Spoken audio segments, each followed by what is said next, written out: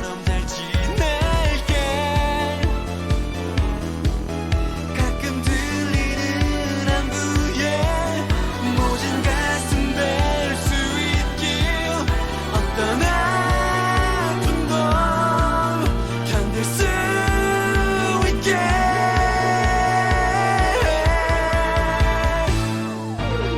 소중했던 내 사랑을 이젠 안녕. 찬란하게 반짝이는 눈동자여. 사랑했던 날들이야 이젠 안녕. 달빛 아래 타오르는 붉은 입술 떠난다면 보내드리리 뜨겁게 뜨겁게요.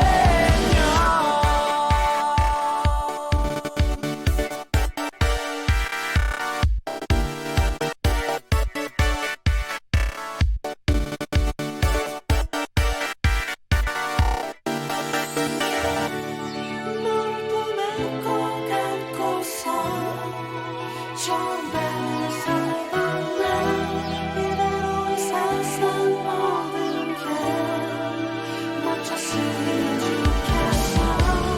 수줍은 너의 목소리 따뜻한 너의 체온 이 순간이 영원하라.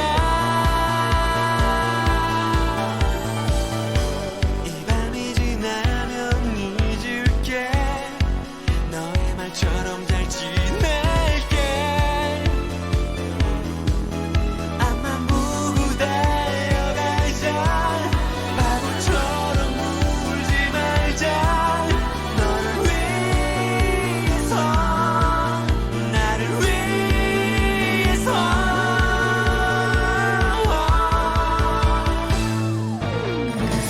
소중했던 내 사랑을 이젠 안녕. 찬란하게 반짝이는 눈동자여. 사랑했던 날들이야 이젠 안녕. 달빛 아래 타오르는 붉은 입술 떠난다면 보내드리리 뜨겁게 뜨겁게요.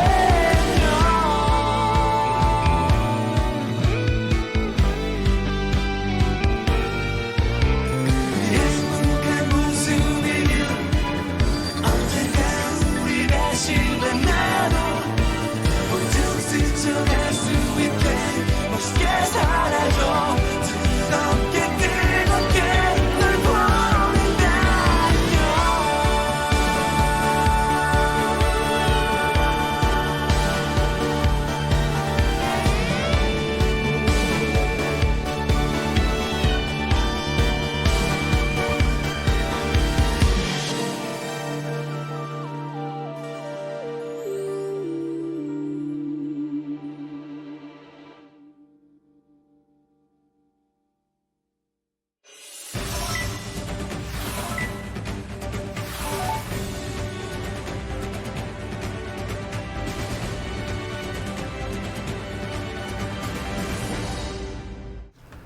여러분의 저녁을 책임지겠습니다. 소통하는 재미 뉴스 프리데스크 아나운서 김민호입니다. 안녕하세요. 성지영 기자입니다. 지난달 속초의 한 주택가에 난 불을 진압한 우체국 집배원들이 있었습니다. 오늘 이분들이 소방청장 표창을 받았는데요. 그 주인공들 바로 속초 우체국의 박동선, 이봉용, 박태희 집배원입니다. 네, 이 불이 난 지역이 재개발이 예정된 지역이었다고 해요. 그래서 고지대에 주택이 밀집된 다닥다닥 붙어있는 집이라 소방 차량도 들어오기가 힘들었던 지역인데 네. 이제 이분들이 우편 배달하고 마치고 돌아오는 길에 이 타는 냄새랑 연기를 보고 야. 우체국에 있던 소화기를 딱 싣고 오토바이를 몰고 현장으로 출동한 거죠. 네. 그래서 인근 주민들 다 대피시키고 비상소화전 열어서 불 끄고 어마어마한 분들입니다. 진짜. 진정한 영웅들이십니다. 네. 집배원 어벤져스 너무 수고하셨고 네. 정말 감사드리겠습니다. 감사드립니다. 네. 자, 오늘 3월 9일 57회 뉴스프리데스크 시작하겠습니다. 오늘 네. 신청곡은 주아님께서 신청해주신 토이의 뜨거운 안녕 보내드렸고요. 네. 속보가 하나 떴는데 그러게요. 신청곡 불만의 민심 부글부글이라고. 사실 저희가 신청곡 처음 시작할 때는 재미로 네. 기다리시는 분들 지루하지 않도록 시작을 했었는데 어느새 이게 약간의 어떤 놀이가 됐어요. 신청곡에 선정이 안 되면 약간 아쉬워하시고 네. 되면 또 축하해주고 서로. 네. 네. 정정할 게 있는데 네. 손경제가 내일이 아니고요. 다음 주부터 수요일 날. 네. 어제 안 그래도 바드님이 이지선 기자 출연해달라고 요청을 하신 댓글을 남기셨는데요. 내일 이지선 기자가 나옵니다. 오, 야, 팬이 많은 이지선 기자 내일 네. 찾아오고요. IM 써니님은 정말 저희의 소식을 저희보다 그러니까요. 더 잘 알고 계세요. 내부인인가 약간 섭섭네요. 어떻게 이렇게 잘하시는지. 어디 여기 보도국 8층에 지금 돌아다니시는 것 같은데. 네. PN캐로님이 오늘은 흰색으로 통일. 예, 오늘 저희 패션이 화이트로 일치했습니다. 김지경 기자도 초대해달라고 네, 저희가 한번 모시겠습니다. 네. 오. 김희준님이 오늘 학교에서 선생님이 수업 시간에 MB 뉴스 틀어주셨대요. 와. 멋진 선생님. 야. 네. 감사합니다. 네. MB 뉴스만 나오면 우리 성지영 기자의 입은 여기 걸립니다. 그러게요. 이산아님이 미용실 다녀오셨대요. 기분 예쁘게 좋으시겠네요. 자르셨어요? 네. 원래 하루를 바꾸려면 머리를 자르라는 얘기가 있잖아요. 네. 아우 아이스님이 지영 예쁘고 민호 귀엽고. 감사합니다. PN캐로님이 오늘 옷 브랜드 좀 알려주세요. 오늘 브랜드 저도 못 봤는데 요즘 읽어주시겠어요? 이거 브랜드 뭡니까? 코모도네요. 코모도라는 브랜드라고 합니다. 바로바로 소통합니다. 예. 지금 옆에서 설레고 긴장하고 있는 예. 한 분이 있거든요. 저희가 첫 코너 빨리 들어가야겠네요. 네.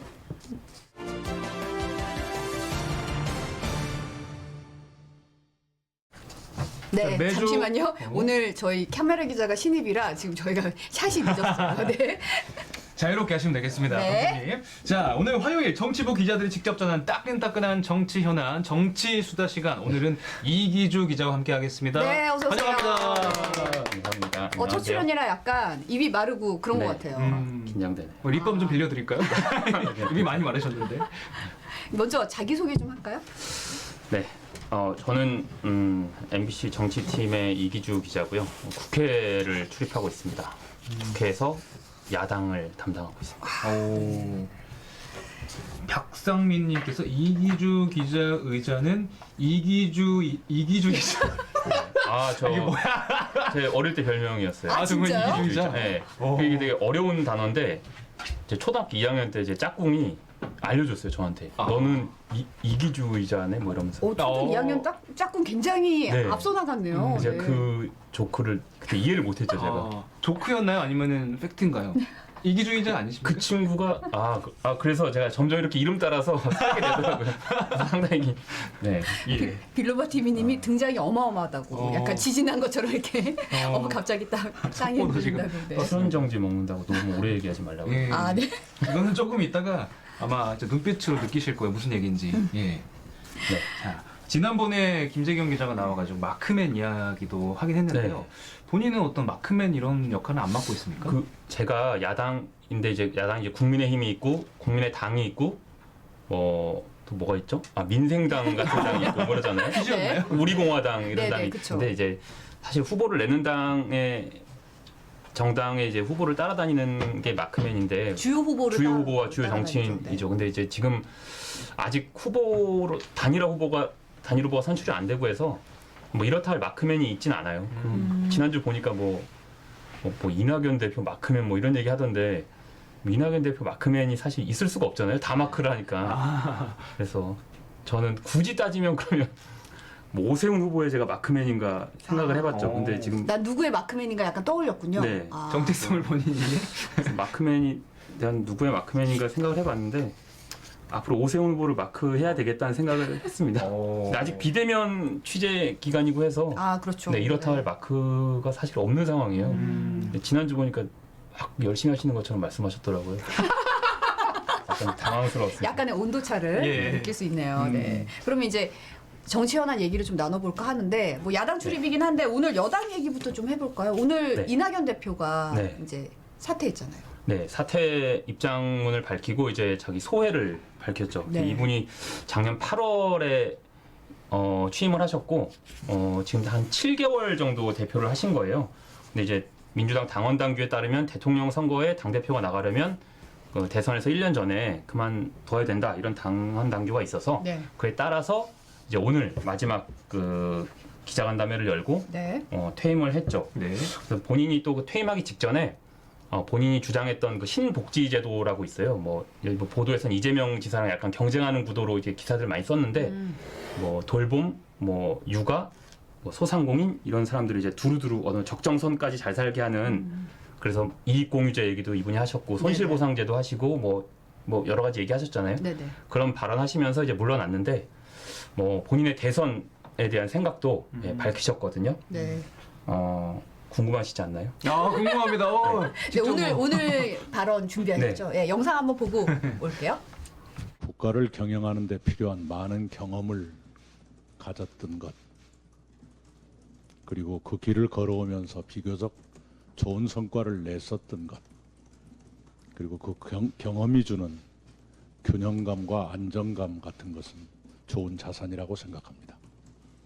단점은 하도 많아서 일일이 헤아리기가 어렵습니다.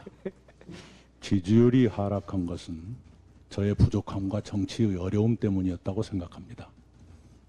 그리고 그것은 당연히 겸허하게 받아들여야 한다 이렇게 판단합니다. 국민의 마음은 늘 움직이는 것이지요. 그렇게 매일매일의 등락에 대해서 뭐 그때마다 논평해야 한다고 생각하지 않습니다. 네.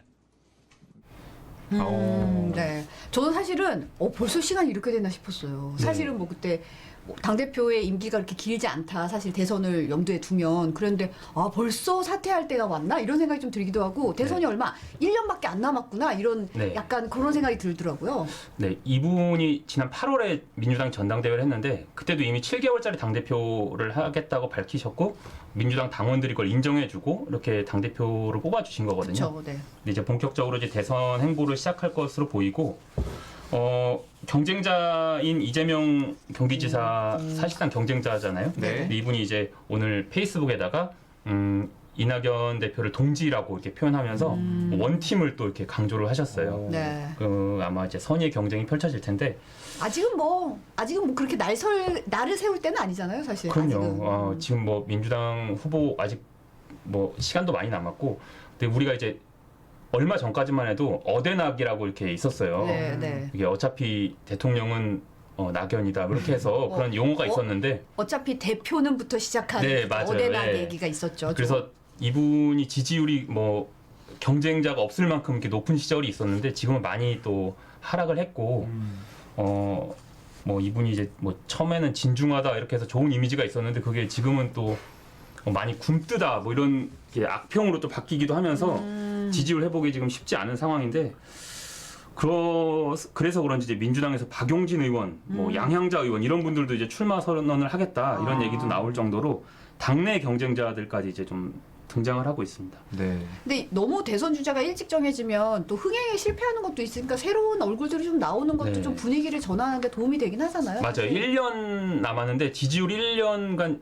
끌어가기가 쉽지 않아요. 그렇죠. 과거에 많은 유력 주자들이 1년은커녕 뭐 몇 달 만에 지지율이 급락하는 경우를 봤는데 지금 1년 남은 상태에서 이분이 이제 뭐 최근에 저희 예능에도 MBC 예능에 출연하셨더라고요. 그래서 네네네. 이 친근한 이미지로 변신을 좀 시도하고 계신데 본인의 어떤 개인적인 매력 발산을 좀 하셔야 될 것 같아요. 정치인으로서뿐만 아니라 인간적인 스토리로도 좀 그런 매력을 좀 뿜어내셔야 되지 않을까 이런 생각이 듭니다. 네. 저는 궁금한 게 야당 출입 기자시면은 여당 대표를 만날 일이 거의 없습니까? 실제로 뵌 적이 없어요?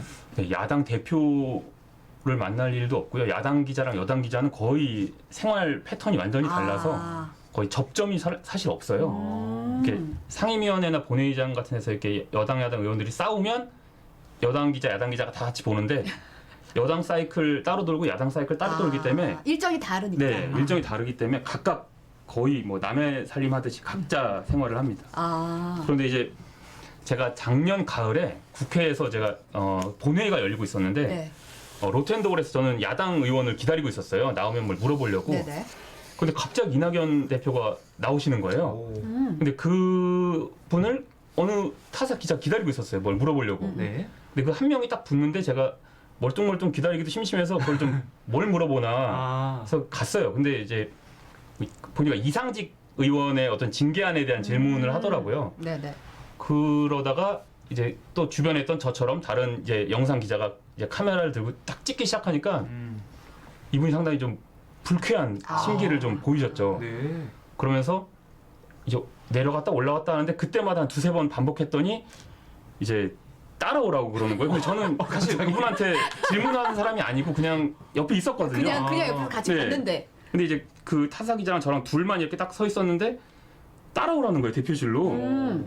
그래갖고 이제 저는 이제 뭔가 이제 그 질문에 대한 답을 주시나 보다 기대를 하면서. 기대를 하고 나는 야당 기자지만 그래도 들으면 열심히 해야겠다 해서 딱 들어갔는데 취재는 그렇게 하는 게 아니라 그래서 훈계를. 예, 본인이 이제 기자 생활 하실 때 아무래도. 예, 본인이 이제 뭐 부장님한테 혼났던 국장님한테 혼났던 얘기도 하시면서 대놓고 질문하는 게 아니다. 아.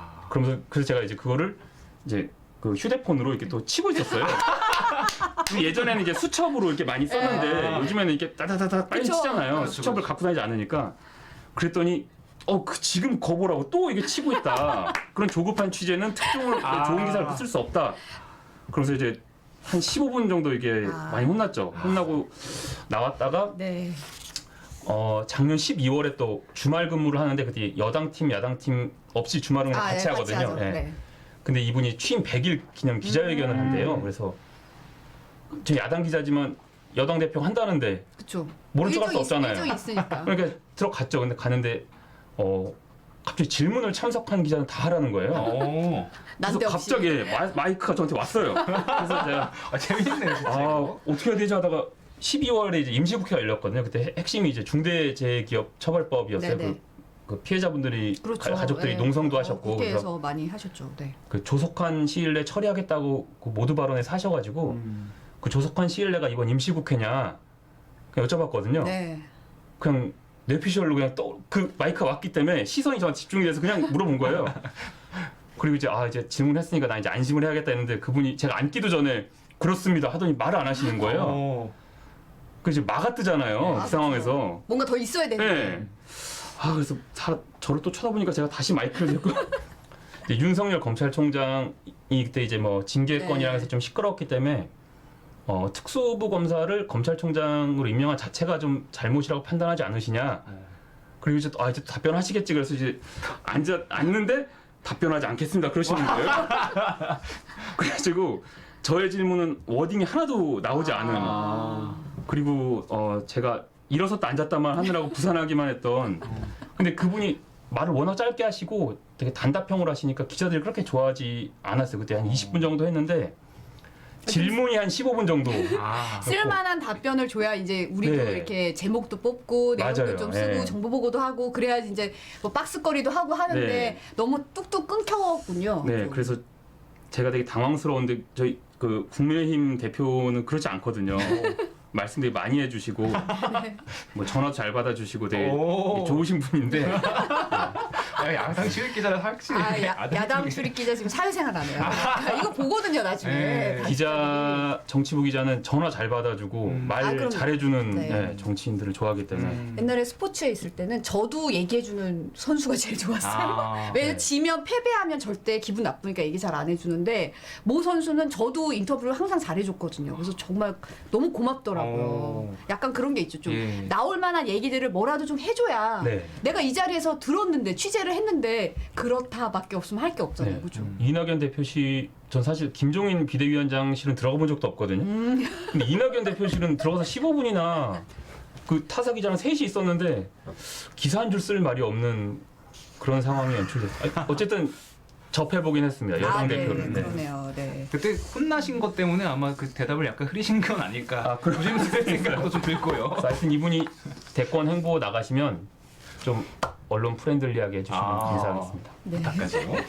김종인 비대위원장이 윤석열 검찰총장을 두고 한 말이 네. 좀 회자가 되고 있는데 맞아요. 말이 참 시적이더라고요. 네. 별의 순간을 잡은 것 같아요. 네. 이거 무슨 뜻이죠? 근데 그 별이 좋은 의미의 별이거든요. 그렇겠죠? 네, 그래서 이제 그 인생에서 뭐 다시는 올 수 없는 기회 뭐 이 정도를 은유로 하신 것 같고 이제 정치인이니까 뭐 최고의 자리에 오르는 대권을 상징하는 표현으로 쓰신 것 같아요. 1월에 어느 라디오 인터뷰에서 하신 말씀인데 그 말씀이 상당히 좀 정치판에서는 듣기 어려운 좀 좋은 되게 부드러운 표현이었잖아요. 그래서 되게 회자가 많이 됐는데 이분이 최근에 다시 또 그 말을 꺼내셨어요. 네네. 윤석열 총장이 사퇴를 하고 나서 사퇴한 그 결단을 두고 이제 별의 순간을 잡은 것 같다. 이런 표현을 썼거든요. 그 윤석열 총장을 두고 뭐 여당 사람, 이 정부 사람 이렇게 말씀을 하셨다가 사퇴한 직후부터는 야당 사람, 야권 인물 그러니까 말이 탁 바뀌었어요. 네. 바로 바뀌기 시작하더라고요. 그리고 별의 순간을 잡은 것 같다 그러면서 되게 극찬을 또 하시고 국민의힘이 이제 앞으로 변화를 하면 함께 할 수 있다 이런 말까지 하시면서 되게 같이 이제 정권을 잡아보려는 그런 의사를 또 표현하셨는데 도움을 요청받으면 어떻게 할 거냐 했더니 뭐 한다 안 한다가 아니라 앞으로의 일을 내가 뭐 말하기는 어렵다 이렇게 하면서 말끝을 좀 흐리셨거든요. 네. 그래서 그 발언 내용도 준비했죠. 네, 그래서 한번 들어보면 좋을 것 같습니다. 준비 많이 하셨습니다. 네. 형님 생각하시는 윤 총장의 별의 순간은 언제쯤일까요? 별의 순간이라는 거는 본인이 스스로 알아서 결정하는 거지. 제3자가 별의 순간이 언제라고 얘기를 할 수가 없는 거예요. 그럼 끝으로 위원장님께 도움을 요청하시면 좀 도와주실 용의가 있으신가요? 나는 이제 뭐 이번 보궐선거 끝나면 늘 얘기한 것처럼 이 정치권에서 떠날 거라고 생각하는데 내가 그 다음에 일에 대해서는 내가 뭐라고 할 게 아무것도 없어요.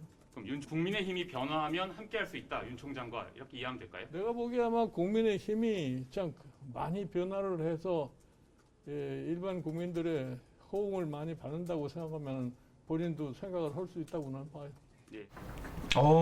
아니 근데 질문하시는 분의 목소리가 상당히 낯이 익습니다. 혹시 본인이십니까 이거? 예, 저였어요. 제 목소리였는데 이게 그 3월 4일에 윤 총장이 사퇴를 했잖아요. 근데 그쵸. 이게 3월 5일인데 하필 김종인 위원장이 그때부터 이틀간 스케줄이 공식적으로 없었던 거예요. 그래서 이 입장을 들을 일이 없어가지고 좀 어떻게 하면 들을 수 있을까 하다가 3월 5일날 이제 이분이 점심 식사를 하러 나가실 거 아니에요.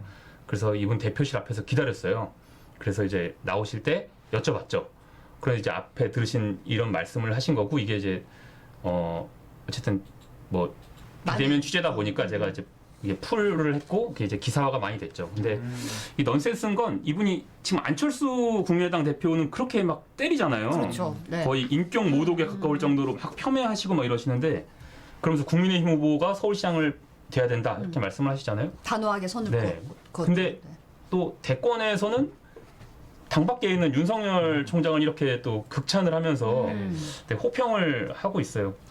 당내에서는 속내가 좀 궁금하기도 해요. 왜 이런 식으로 할까 싶기도 하고. 네, 그래서 이분의 어떤 상황 자체를 두고 아이러니하다는 말도 많이 나오고 당내에서는 뭐 당내 정치인, 당내 후보를 왜 안 키우고 또 바깥으로만 시선을 돌리냐 뭐 이런 불만도 있고 뭐 그런 상황입니다. 네. 또 초반에는 좀 당내에서 뭔가 사람을 찾는 것 같은 느낌이 좀 줬는데 그렇죠. 갑자기 쑥 들어가고 여론조사 결과가 좀 좋아서 그런가요? 근데 이분이 이제 서울시장 후보 자체가 지금 국민의힘은 오세훈, 나경원이 두 분이 경쟁을 했잖아요. 그렇죠. 근데 네. 이분이 새로운 올드보이들이 그러니까 10년 전 인물들이 다시 소환됐고 근데 이분이 뭐 40대 경제 전문가가 돼야 된다는 등 뭐 여러 가지 얘기를 하면서 왔는데 외부에서 인물을 못 데려오고 오세훈, 나경원 후보가 경쟁을 했잖아요. 그럼 이분이 김종인 대표가 사실 없었어도 그 두 분이 경쟁을 했을 거란 말이죠. 국민의힘 내에서. 그래서 이분이 이제 인물을 새로 발굴해내지 못한 거에 대한 책임을 지금 많이 추궁을 당하고 있어요. 당내에서. 그리고 지금도 대선 국면에서 이분이 새로운 인물을 발굴해낼 수 있느냐에 대한 의구심이 지금 정치권에서는 지금 남아있는 그런 상황입니다. 네. 윤석열 전 총장 얘기를 좀 더 해보면요. 이미 사람들은 정치인이 된 것 같다 이런 평가를 하고 있는데 우리 정치팀 기자로서는 윤석열 전 총장의 지금 행보 네. 어떻게 보고 계십니까? 윤석열 전 총장이 국회에서 저 예전에 자기는 정무 감각이 전혀 없다 이렇게 말씀하셨어요. 애초부터 없었다. 근데 지금 사퇴 이후에 하는 행보를 보면 엄청난 정무 감각을 갖고 있는 것 같아요. 저는 사퇴의 순간 타이밍부터 정무 맞아요. 감각이 타고난 맞아요. 것 같다는 생각이 들었거든요. 이분이 사퇴 직전부터 뭐 지방 검찰청 다니면서 대구를 갔다 온 네. 행보부터 시작해서 이미 그리고 사퇴하면서 뭐 상당히 현 정부와 날선 그 메시지를 던지기도 그렇죠. 했고요. 네네.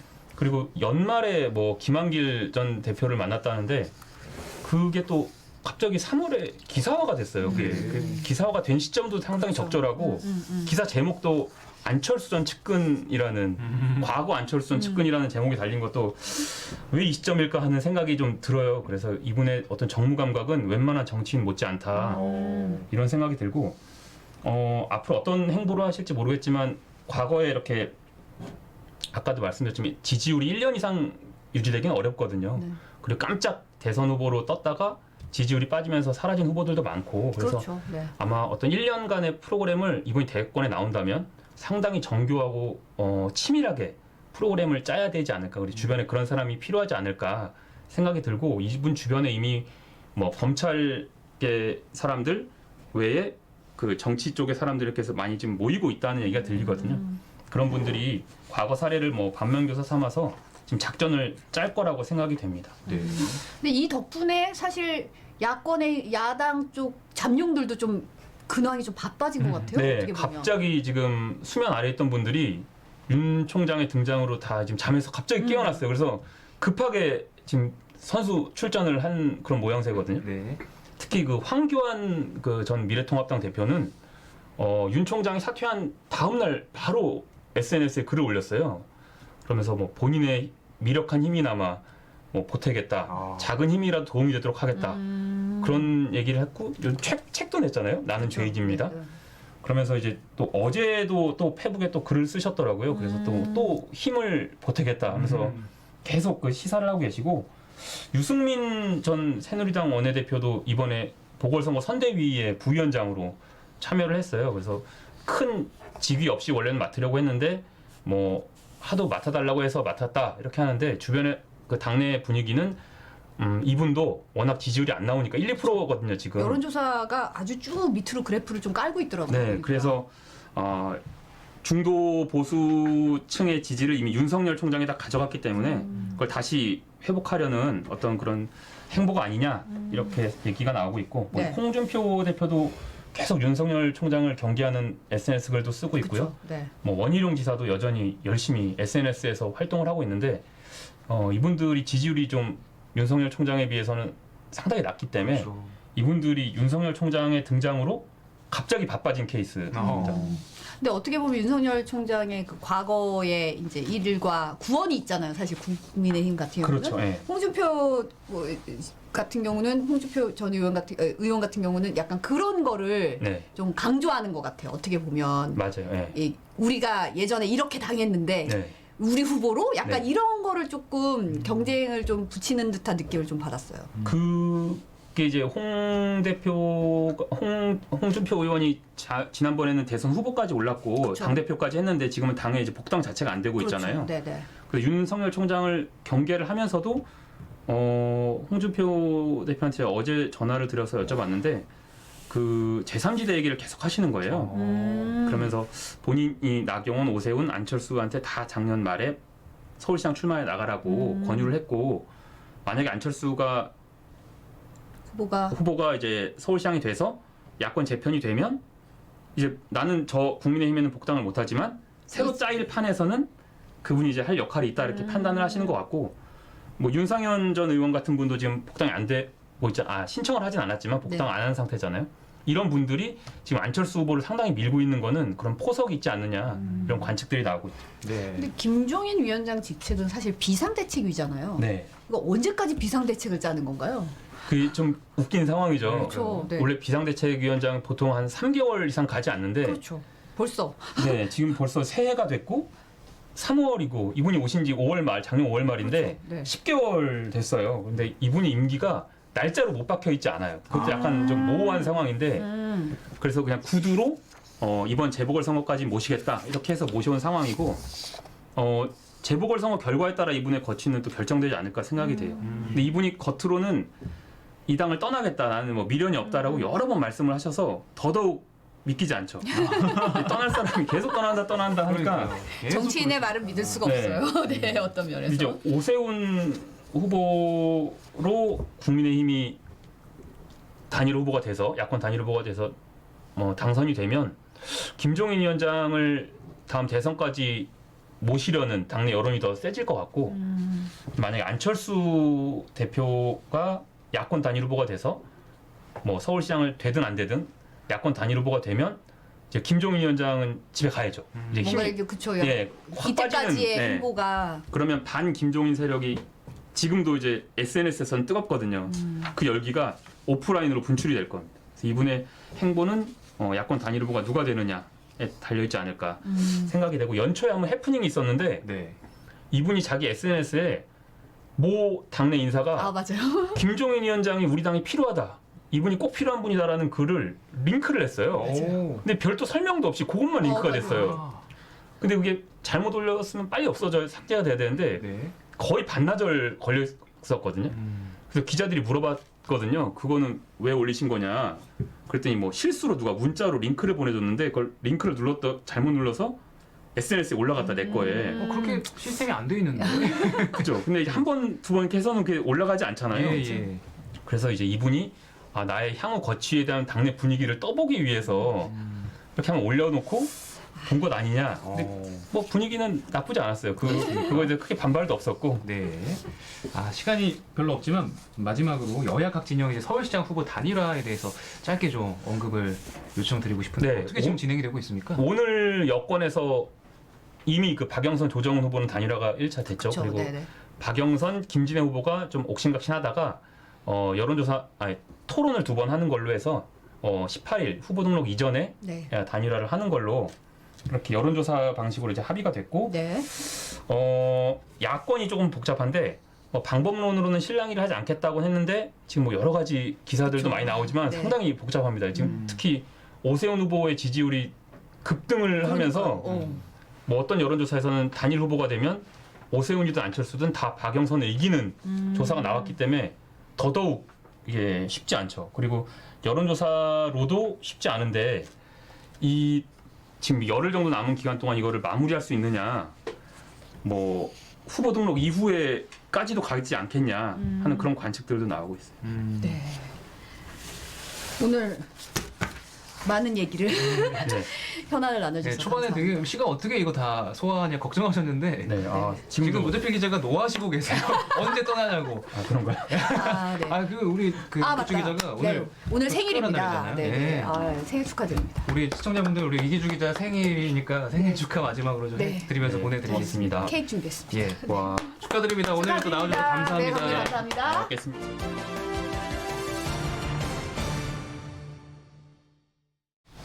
네, 이기주 기자와 정치 수다 떨어봤고요. 네. 네, 노재필 기자와 퀴스트 산책 떠나고 아니 근데 있습니다. 케이크는 왜 준비하신 거예요? 아, 오늘 또 생일이니까. 게스트들 버릇 나빠지게. 아 나 정말. 게스트 생일 챙겨준 건 처음인 것 같아요. 오늘. 아, 그런가요? 네. 오. MC들 생일은 다 챙겨주신 것 같은데. 제 생일은 안 챙겨주셨잖아요. 그랬네. 주말이셨나요 혹시? 그때 휴가였잖아. 아 휴가. 결방이었어, 결방. 결방은 칼같이 또 보내야죠. 그런 날이에요. 네. 나중에 따로 챙겨줄게요. 감사드립니다. 아 오늘 지금 실시간 시청자 수가 4천 돌파하고 있습니다. 가죽 조끼는 어디 갔냐고. 가죽 조끼 말고 오늘은 저 등산복. 아, 그래도 피엔케로님이 등산복장이라고. 네. 친히 로고까지 다 가리셨어요? 아 가렸어요. 이게 저기 유명 메이커거든요. 내 돈 내산이기 때문에 아. 저희 협찬이 아니기 때문에 가렸습니다. 아니 이 옷이 뭐냐면 저희 아버지 옷인데 안 입으신다고 그래갖고.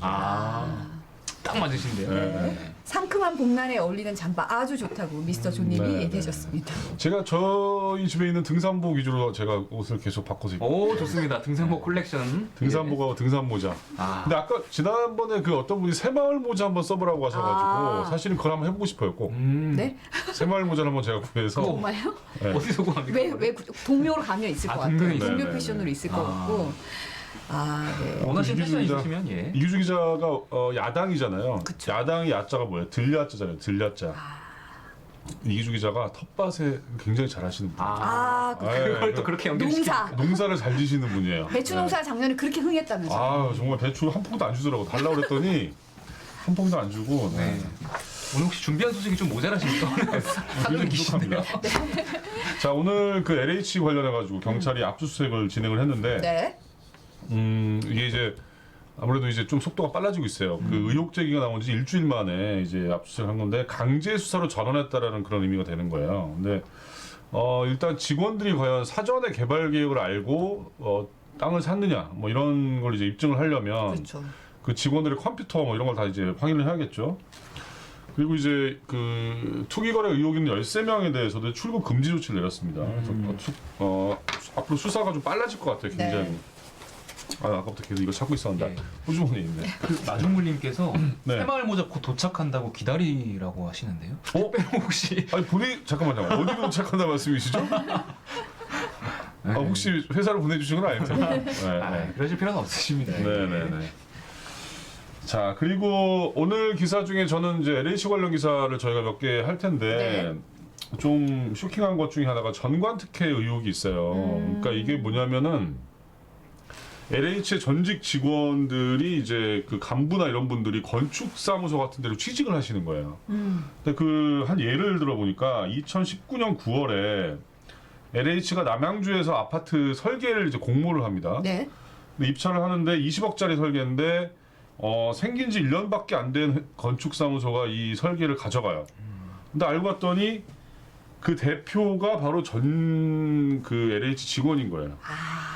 그러니까 정관이네요, 정말. 네, 완전 정관인데 그 건축 설계 공모한 것 중에 20개 중에서 11곳 정도가 다 전직 그 LH 임직원들이 있다고 그래요. 근무하는 곳인데 네. 이제 와서 이제 어떻게 보면 이제 그 친정 상대로 로비를 뭐 영업을 뛰라는 어떤 그런 거겠죠. 네. 그래서 건축사 관계자 인터뷰를 제가 갖고 왔는데 네. 물론 이게 영상은 아니에요. 기사 네. 보시면 알겠지만 생각보다 촘촘하게 커넥션이 돼 있다라는 말을 합니다. 건축사 분들이. 네. 아무튼 자 보시면 될 것 같고 자 오늘 신규 확진은 446명. 네. 여전히 이제 400명대가 유지되고 있는데 문제가 변이 바이러스예요. 변이 바이러스인데 지금 20명 정도가 추가됐거든요. 아이고. 근데 이제 추가됐는데 숫자도 20명인데 문제는 11명은 해외에서 왔고 나머지 9명은 국내에 있는 내국인인데 네. 이 9명이 한 5개 집단 감염과 다 관련이 있다는 거예요. 굉장히 놀라시는데. 좀 걱정이에요. 변이 바이러스는 좀 많이 맞아요. 걱정이 되잖아요. 그러니까 광주, 뭐 경기도 김포, 뭐 부산 북구, 네. 그러니까 이미 어떤 변이 바이러스가 전국에 상당히 퍼져 있을 가능성이 높다라는 거고요. 물산에서 사우나에서도 이제 집단 감염이 나왔는데 여기도 이제 영국발 변이 바이러스 가능성이 높다고 합니다. 네. 자, 그다음에 오늘부터 그동안 사실 생리별하셨던 분들 많잖아요. 아, 그렇죠. 요양병원에 이제 부모님이나 누가 계시면 다 그 면회가 금지돼 가지고 얼굴도 못 뵀는데 오늘부터 면회가 굉장히 제한적으로 허용이 됐습니다. 됐는데 좀 음성 확인서를 가지고 가야 되고 그다음에 가서도 이제 칸막이가 다 설치된 곳에서 이렇게 만날 수 있다고 합니다. 그래서 그래도 볼 수 있다는 게 정말 그러니까요. 그렇죠. 다행이긴 하네요. 네, 네. 많이 안타까우셨을 텐데. 네. 위로가 되길 바랍니다. 자, 그다음에 아까 이기주 기자가 그 옛날에 뭐 이낙연 전 대표를 만났던 얘기를 하면서 굉장히 울컥했는데 현대차 수소차 그 넥소라는 차가 있나 봐요. 네네. 그 넥소에도 울컥 현상이 있다고. 울컥 현상이요? 오. 그러니까 이게 뭐냐면 운전하다가 갑자기 출력이 확 떨어졌다 올라가는 뭐 이런 거예요. 아이고. 예, 근데 이게 이제 이게 수소차잖아요, 수소차. 네네. 근데 뭐 다 그런 건 아니겠지만 커뮤니티 보니까 한 67명 정도가 이런 현상을 호소하고 있는데 문제는 이 부품이 잘못된 거를 교체하려면 한 4천만 원 정도. 오, 거의 차값 수준인데요? 네네네네. 들어간다고 하더라고요. 자, 우리 차밍가님께서 오랜만에 오셨나봐요. 롱타임 노씨라고. 저 노씨 맞죠? 썰렁하다. 시였구나. 오늘은 사실 이기주 기자는 이기주의자라는 그 이상은 없는 것 같아요, 제가 보기에. 아 그래요? 이제 아까 마지막에 올렸잖아요. 2학년 때 짝꿍. 불량의 이기적이라고. 네. 자, 그다음에 중국에서 백신 여건이 나왔는데 네. 일단 뭐 시범 출시, 백신의 주사기 모양이 딱 그려져 있고 접종을 받았는지 안 받았는지, 그다음에 뭐 항체 형성 기록 이런 게 뭐 있는 건데 네네. 중국이 사실은 이제 왜 이렇게 하고 있을까요? 중국이 왜 이렇게 일종의 선제적으로 이렇게 걸 만들까? 이런 것 같아요. 뭐 본인 나라가 안전하다는 걸 드러내기 위해서인가? 물론 뭐 비슷하게 맞췄습니다. 그러니까 동계 올림픽 때문에. 그러니까 본인들이 사실은 그 안전한 걸 이제 입증을 해야 되기 때문에 네. 자기네들은 이제 시스템도 갖추고 있고 뭐 이런 걸 다 보여줘야 되니까 이걸 하고 있는 건데 사실은 백신 여권 얘기는 EU라든지 동남아에서도 계속 지금 나오고 있는 그렇죠. 얘기예요. 네네. 그래서 아무래도 관광 수요가 많은 나라일수록 어떻게 보면 격리 기간을 좀 없애고 사람들을 이제 오게 해야 될 거 아니에요. 그래서 그 백신 접종 얘기가 다 이렇게 좀 활성화되고 있는데 중국이 일단 시범을 한번 만들어 봤다고 그래요. 네. 자, 그다음에 델구라는 게 있대요. 델구. 대리구매 준말이죠. 어떻게 알아요? 오. 아유 기사 많이 떴어요. 해보셨나 본데? 무슨 소리예요? 뭘 해봐요. 자, 청소년들한테 이제 술 담배를 대리구매해 주는 사람들이 적발이 됐는데 어른들 이러면 안 돼요. 진짜. 안 되죠. 안 되는데 안 이제 되죠. 그 판매자 A 씨 같은 분은 3개월 동안 350번 정도를 해주고 160만 원 정도를 받았다고 그래요. 그래서 아, 제가 수수료가 있는 거군요. 수수료를 내는 건데 근데 계산을 해봤더니 한 건당 한 4,600원 정도? 꽤나 받았네요. 그러니까. 근데 담배 한 갑이 4,500원이니까 담배 물론 한 갑은 아니겠지만 한 몇 정도로 수수료 받은 것 같아요. 그리고 일부 업자들 중에서는 그 성인용품도 사준 경우도 있고 뭐 그렇다고 하는데